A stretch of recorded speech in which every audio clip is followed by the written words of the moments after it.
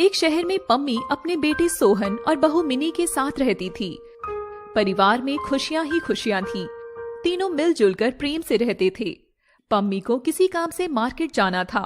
मुझे मार्केट जाना है। ठीक है माँ, मैं भी आपके साथ चलता हूँ। अरे तू क्यों बेकार परेशान होता है, मैं चली जाऊंगी। माँ मुझे उस साइड काम है। ठीक है, पहले तू ही जा। नहीं, आप चले जाओ। पम्मी मार्केट चली गई। माँ को आज क्या हो गया है? हाँ, ऐसा तो कभी नहीं करती है। हो सकता है कि वो हमारे लिए कोई सरप्राइज तैयार कर रही हो, इसीलिए अकेले गई है। हाँ, ये भी हो सकता है, लेकिन इस बात को इतना सीरियस क्यों लेना है? हाँ ठीक है, मैं भी मार्केट हो आता हूँ। सोहन भी पम्मी के पीछे पीछे मार्केट चला गया। कुछ दिन तक ऐसा ही चलता रहा और पम्मी रोजाना इसी तरह घर से जाने लगी। आज हम भी कहीं घूमने चलते हैं। हाँ ठीक है, जल्दी से तैयार हो जाओ, फिर एक कैफे में चलेंगे। मिन्नी और सोहन तैयार होकर एक कैफे में पहुंच गए और वहां उन्होंने अपना ऑर्डर दे दिया। दोनों बात कर ही रहे थे कि तभी मिन्नी की नजर बराबर वाली टेबल पर पड़ी, जिस पर पम्मी एक आदमी के साथ बैठी थी। एक ही कप में कॉफी पी रहे थे। हम सही सोच रहे थे कि मम्मी जी हमें कोई सरप्राइज देंगी, तो देखो मिल गया। सोहन ने उधर देखा तो उसके भी होश उड़ गए। तभी पम्मी भी इन दोनों को देख चुकी थी। तुम दोनों यहाँ क्या कर रहे हो? हमारा तो ठीक है, लेकिन आप यहाँ क्या कर रही हो? ये मेरे एक दूर के रिश्तेदार हैं। इनका नाम दुष्यंत है। घर आने में शर्मा रहे थे तो मैं यहाँ आ गई। अच्छा, तो रिश्तेदारों से ऐसे मिलते हैं और एक कप में कॉफी पीते हैं। हम दोनों घर जा रहे हैं, आपको जब आना हो आ जाना। सोहन और मिन्नी गुस्से में घर चले गए। मैं इसीलिए कह रहा था कि हमारा रोजाना मिलना ठीक नहीं है। मुझे क्या पता था कि यहाँ आ जाएंगे।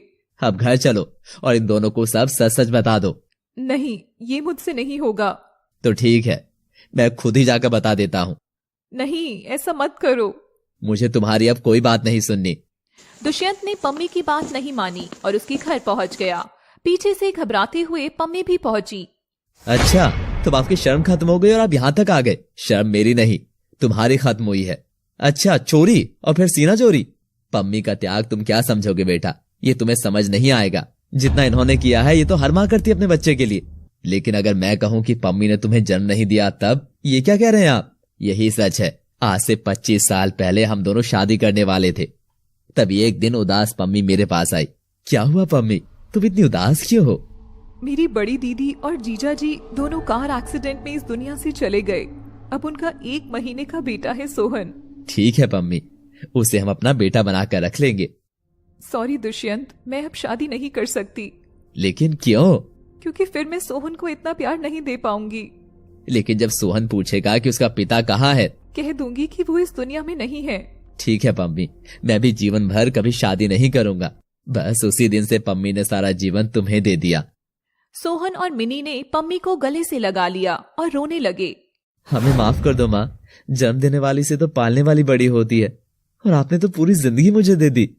कोई बात नहीं सोहन, मुझे तुम्हारी किसी भी बात का बुरा नहीं लगा। तो अब एक जिम्मेदारी हमारी भी बनती है। क्या?